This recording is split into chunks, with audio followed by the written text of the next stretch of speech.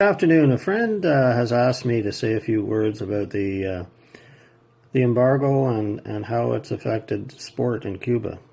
Um, you notice that I use the word embargo rather than blockade, and I know that the blockade is a term that's often used now, particularly by supporters and solidarity people. I still use the term embargo, and the reason is that I speak to people that aren't as familiar with what's going on. They recognize the term embargo. They know what I'm talking about. I don't use the term blockade because I don't want to confuse the issue. In terms of my experience with respect to the embargo and sport, I can refer to a couple of things that directly happened to us. First of all, a few years ago, we undertook a project to help bat makers in Havana, in Cuba, make bats. And so the first thing we did was we visited, and one of the things that I saw was that the wood that they were using was poor quality, and then it was very, very expensive. It's maple, Canadian maple, not American maple because they can't sell it. It was sold through a third country, and the cost was 3 times what it should have been. Why embargo? So one of the things that we did, the first thing that we did, was we found a Canadian supplier who would actually sell directly to them. So we eliminated a bunch of middle people, and we reduced the cost significantly. We brought them wood that they could use, quality wood that they could use, that would actually make a bat that's equivalent to anything in the world today.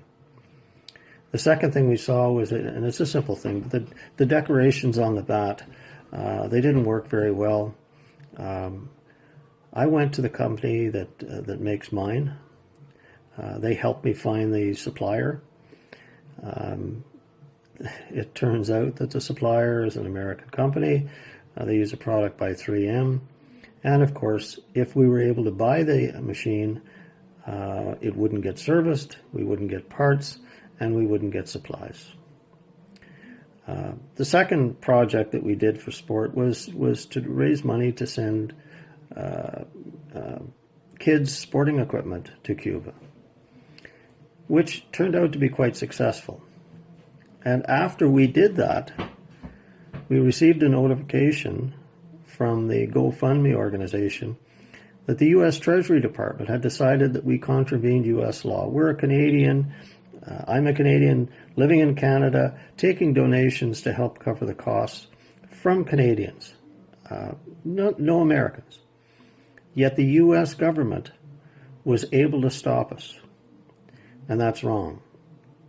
Now, we're not talking about professionals, we're talking about children. We were talking about used equipment, nothing that could have harmed the U.S. in any way. We continue, and we will continue. It's not going to stop us, but like everything in Cuba, the embargo makes things more difficult. And as we hope, as everyone hopes, that with the change in government, that change will come in the relationship between the U.S. And Cuba, and we'll continue to work to encourage that, and also we'll continue to do our work regardless of the challenges that we have.